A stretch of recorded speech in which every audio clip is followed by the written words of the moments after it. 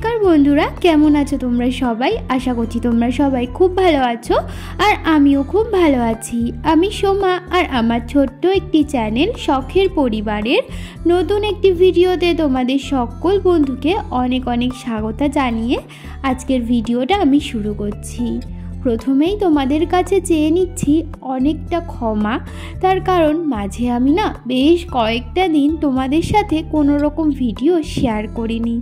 आसले कि बोलो तो मन मेजाज कोनो किछुई भालो छिलो ना, तो सेई कारणे आर कि भिडियो करार कोनो मात्र इच्छेई आमार हच्छिलो ना। तो যাই হোক ভিডিও করাটা যেহেতু আমার কয়েকদিন ধরে অভ্যাস হয়ে দাঁড়িয়েছে, তো সেই কারণে মনটা একটু ভালো হতেই আবার শুরু করে দিলাম ভিডিও এডিটিং, ভিডিও পোস্ট এগুলো করতে। তো আশা করছি আজকের থেকে রেগুলার তোমাদের সাথে আমি ভিডিও শেয়ার করব। রোজকার দিনের মতো আজকেও সকাল সকাল ঘুম থেকে উঠে বাসি কাজকর্ম সেরে আমি কিন্তু স্নান করে নিয়েছি। আর আজকে কিন্তু আমি মাথায় একটু শ্যাম্পু করেছিলাম। তো ওই তো স্নানের আগে জামা কাপড় কেচে দিয়েছিলাম, সেগুলোই আর কি বারান্দায় কিছুটা মেলেছি আর নিচেও কিন্তু গেটের সামনে কিছুটা মেলে দিয়ে চলে এসেছিলাম ঠাকুর ঘরে। আর ঠাকুর ঘরে এসে ফুলের সাজিটা দেখে আমার মনটা একদম ভরে গেছিল। তার কারণ আজকে আমাদের গাছে প্রথম জবা ফুল ফুটেছিল, মানে আমাদের জবা ফুল গাছে ওই গোলাপি রঙের যেই জবা ফুলটা দেখালাম না, ওটা আমাদের গাছের জবা। যদিও আগে কিছুদিন আগে একটা দুটো ফুটেছিল, ওই গাছটাতে না অনেক দিন পরে পরে একটা দুটো করে জবা ফোটে। আসলে কি বলতো, গাছটা যেহেতু অনেকটাই ছোট, তো সেই কারণে এখনো পর্যন্ত গাছ ভর্তি করে ফুল ফোটেনি। তো যাই হোক, আজকে কিন্তু আমি ঠাকুরের আসন সুন্দর করে ফুল দিয়ে সাজিয়ে পুজো করে নিয়েছি। আর এবারের না লক্ষ্মী ঠাকুরের মুখটা আমার এত পছন্দ হয়েছে, একদম একটা মিষ্টি মুখ। প্রত্যেকবার লক্ষ্মী ঠাকুরের মুখটা মিষ্টিই থাকে, আর লক্ষ্মী ঠাকুরের মুখ তো মিষ্টিই হয়, কিন্তু এইবারের লক্ষ্মী ঠাকুরের মুখটা না আমার সত্যি একটা অন্যরকম সুন্দর লাগছে। আমার বেশ ভালো লেগেছিল, বিশেষ করে ওই লক্ষ্মী ঠাকুরকে ওই টায়রা টিকলিটা যেহেতু পরানো ছিল, তো সেই কারণে না আমার বেশি ভালো লাগছিল। তো যাই হোক, ওদিকে পুজো সেরে আমি চলে এসেছি রান্নাঘরে।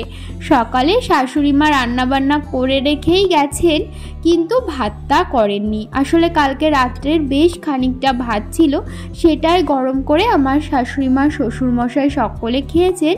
তো সেই কারণে আর ভাতটা করেননি, আমাকে বলেছিল বেলার দিকে একটু ভাত বসিয়ে দিতে। তো সেই কারণে আমি পুজো দিয়ে এসে একটু ভাত বসিয়ে দিলাম।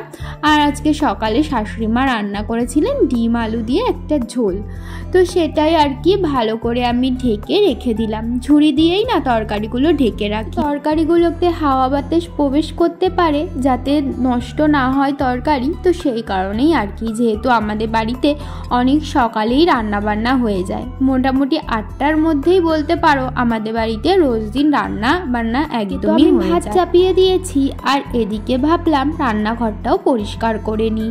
সকালবেলার শাশুড়ি মা শুধুমাত্র তাড়াহুড়ো করে রান্নাটাই করে রেখে যান, আর শাশুড়ি মা চলে যাওয়ার পর আমি মানে পুজো টুজো দিয়ে তারপরে এসে রান্নাঘর পরিষ্কার করি, বাসন কোসন মাজি, এগুলোই আর কি।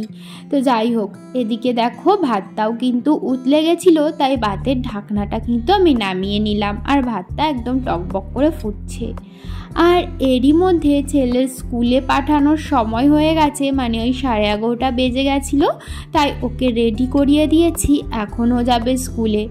আর দেখতে পাচ্ছ আমাদের বাড়ির সামনেই যেহেতু মাঠ রয়েছে, আর মাঠে না আজকে দেখছি প্রচুর অনেকগুলো গরু এসেছে। প্রত্যেক দিনই গরু আসে, কিন্তু আজকে দেখছি অন্যান্য দিনের থেকে একটু বেশি পরিমাণে গরু এসছে। তো সেই কারণেই তোমাদেরকে একটু হালকা করে দেখিয়ে দিচ্ছিলাম আর কি। তারপরে না আমার ছেলে তো স্কুলে চলে গেল, আর আমি ভাবলাম যে এতগুলো যখন গরু এসছে তো গরুদের কিছু একটা দিই। তো কি দেবো ভাবতে ভাবতে ভাবলাম যে ঘরে তো কলা রয়েছে, তো সেই কারণে একটা কলা এনে দিয়েছিলাম, আর এনে দিয়েছিলাম 2টো রুটি। কালকে তো রাত্রে আমাদের রুটি করা হয়েছিল, তো সেই কারণে দেখো 2টো গরুকে দিয়েছি বলে আরও একটা গরু চলে এসেছিল। ওই গরুটাকেও একটু খাবার খাইয়ে আমি চলে এসেছিলাম ওপরে। তো আগে তো বললামই যে আমাদের কালকে রাত্রে রুটি করা হয়েছিল, তো কয়েকটা রুটি যেহেতু এক্সট্রা ছিল আর সয়াবিনও করা হয়েছিল রুটির সাথে, রুটি সয়াবিন সমস্ত কিছুই ছিল, তো সেটাই না আমি এখন একটু হালকা করে গরম করে খেয়ে নিলাম। সকালে আর ভাত খাবো না, ওই রুটি আর সয়াবিনটা খেয়ে আমি চলে এসেছি কলের কাছে। বেশ খানিকটা বাসন জমেছিল, সেগুলোই এখন আমি মেজে নিচ্ছি। এখন আর ভাত খাবো না, একেবারে দুপুরবেলা যখন ছেলে স্কুল থেকে বাড়ি আসবে ওকে খাইয়ে তারপরে আমি একেবারে খেয়ে দিয়ে তারপরে শোবো। তো যাই হোক, এদিকে দেখো বাসনগুলো মেজে নিচ্ছিলাম, আর হাজব্যান্ডও ওদিকে কাজে বেরাবে, তো সেই কারণে আর কি ওকে খেতে দিয়ে তারপরে আমি এই একটু বাসন কোসনগুলো আর কি মাজছিলাম। তোমরা যারা এই পর্যন্ত আমার ভিডিওটি দেখলে তোমাদেরকে জানাচ্ছি অসংখ্য ধন্যবাদ আমার ভিডিও এই পর্যন্ত দেখার জন্য।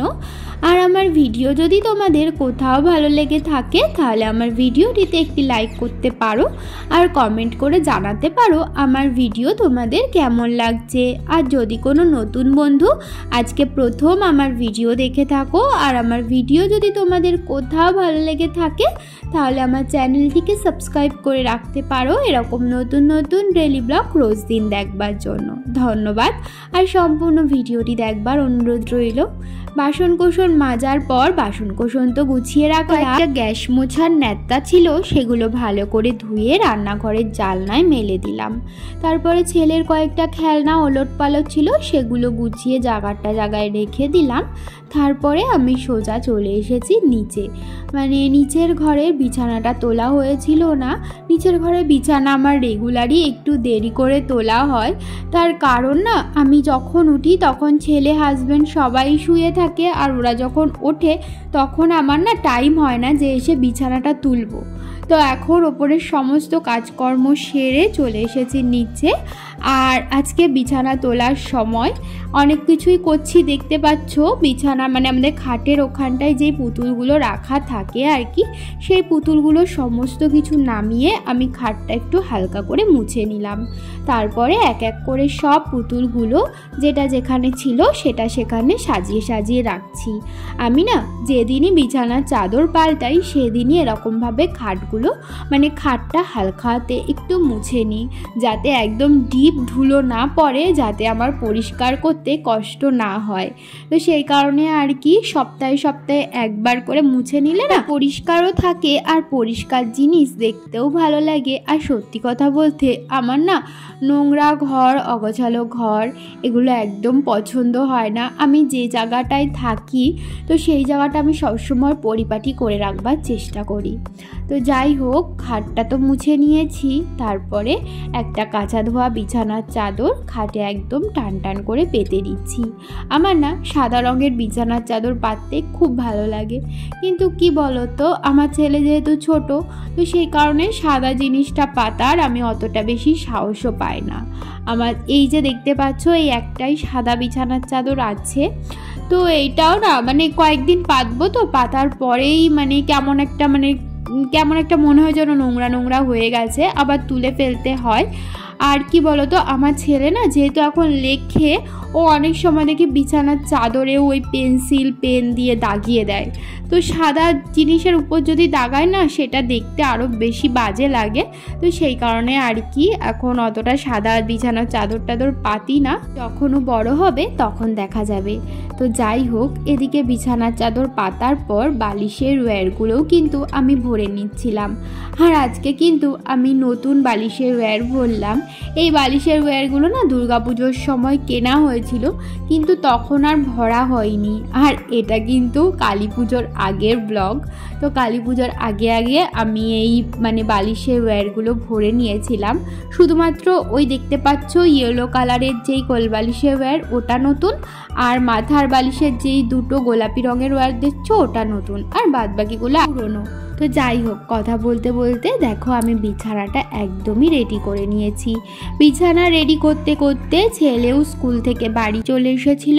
ও স্কুল থেকে বাড়ি আসার পর ওকে খাইয়েছি, তারপর আমিও খেয়েছি, তারপর ওকে ঘুম পাড়ানোর পর আমিও ওর পাশে খানিকক্ষণ শুয়ে নিয়েছিলাম। আর দেখো আজকে তো সকালে অনেকই জামা কাপড় কেচে ধুয়ে দিয়েছিলাম, যখন মেলেছিলাম তোমরা তো দেখেইছিলে, সেগুলোই এখন আমি সন্ধ্যাবেলা নিয়ে বসেছি বসেছি ভাজ করবার জন্য। আর সন্ধ্যা হওয়ার পর সন্ধ্যা পুজো সমস্ত কিছু দিয়েই আমি এই জামা কাপড়গুলো নিয়ে বসেছি ভাজ করতে। তো দেখতেই পাচ্ছ জামা কাপড়গুলো সমস্তটা ভাজ করে নিয়েছি, তারপরে ছেলেকে একটু পড়াচ্ছিলাম। আর এখন আমি চলে এসেছি রান্নাঘরে এসে ভাত বসিয়েছি। আর এদিকে দেখো ছেলে ওর খেলনাগুলোকে কত সুন্দর লাইন দিয়ে সাজিয়েছে। তো সেটাই আর কি ভাবছিলাম যে তোমাদের সাথে একটু শেয়ার করি। ও না খেললে আমি দেখি ওর খেলনাগুলো সুন্দর করে লাইন দিয়ে সাজিয়ে রাখে, ছোট্টবেলার থেকে কি সুন্দর করে রাখে, আমার বেশ ভালো লাগে। তো যাই হোক দেখো ওদিকে খেলা করছিল আর এদিকে শ্বশুরমশাই নিয়ে এসেছিলেন একটু মাংস ঠিক না, তো মাংস কম গিলেমেটো বেশি। তো আমার শ্বশুরমশাই ওগুলো একটু ভালো খান, তো সেই কারণে মাঝে মাঝেই নিয়ে আসেন। তো আমি রান্না করব না, শাশুড়ি মাই রান্না করবেন। আসলে আমি গিলেমেটোটা না আগে কোনোদিনও রান্না করিনি, তো সেই কারণে আর কি শাশুড়ি মাই রান্না করবেন। আমি সমস্ত কিছু রেডি করে দিয়েছি, মানে আলু পেঁয়াজ রসুন সমস্ত কিছু কুটে বেছে দিয়েছি। এখন শাশুড়ি মা রান্নাটা বসাবেন, আর তার আগে আমি এই আলুটা ভাজা বসিয়ে দিচ্ছিলাম। তার কারণ অনেকটাই যেহেতু রাত হয়ে গেছে, তো সেই কারণে আর কি সবার খিদেও পেয়ে যাচ্ছে। ঘড়িতে ওই 9:30 মতো প্রায় বেজে গেছে। আর আমাদের বাড়িতে সবাই একটু তাড়াতাড়ি রাতের খাবার সকালের খাবার এগুলো খেয়ে নেয়। তো এই তো আমি আলুটা ভাজা বসিয়ে দিয়েছিলাম। তো তারপরে শাশুড়ি মা এসে মাংসটাও কিন্তু বসিয়ে দিয়েছিলেন। এ দেখো মাংসটা বেশ কষানো হচ্ছে, আর এদিকে মাংসটা হতে লাগুক ততক্ষণে আমি আমার ছেলেকে ওদিকে খাইয়ে দিই। ও তো আর এই মাংস দিয়ে খেতে পারবে না, ওকে দুধ দিয়ে ভাত খাওয়াবো। মাংস রান্নার পর ফাইনাল লুকটা না তোমাদের সাথে শেয়ার করব, সেটা আমার একদমই মাথাতে ছিল না। এ দেখো আলুটাও কিন্তু ভাজা হয়ে গেছিলো। তো বন্ধুরা ঘড়িতে এখন বেজে গেছে রাত 11টার থেকেও বেশি বেজে গেছে, 11:10 বেজে গেছে। আর একটু আগেই উপর থেকে খাওয়া দাওয়া করে নিচে আসলাম। আর আজকে আমাদের কি রান্না হচ্ছিল তোমাদের একটু দেখিয়েছি, পুরোটা দেখানো হয়নি। তার কারণ আজকে রান্না করতে করতে একটু দেরি হয়ে গেছে। তারপর আমার ছেলেরও খিদে পেয়ে গেছিলো তার মাঝখানে, তো সেই কারণে ওকে খাওয়াতে দাওয়াতে ভিডিও করার কথাটা না আমার একদমই মাথায় ছিল না। তো যাই হোক আজকে আমাদের একটু গিলে আর মেটে আনা হয়েছিল, সেটাই রাত্রে রান্না করা হয়েছে, ওটা দিয়েই খেলাম। আর খেয়ে দিয়ে এই যে নিচে এসে বিছানা করে নিয়েছি, ছেলেকেও শুইয়ে দিয়েছি, আর এখন আমিও শুয়ে পড়বো।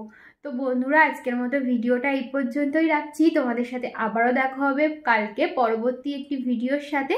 ততক্ষণের জন্য তোমরা ভালো থেকো, সুস্থ থেকো, সাবধানে থেকো, আর আমার এই ছোট্ট চ্যানেলটির পাশে থেকে আমাকে একটু সাপোর্ট করো। তাহলে আজকের মতো এখানেই টাটা, শুভরাত্রি।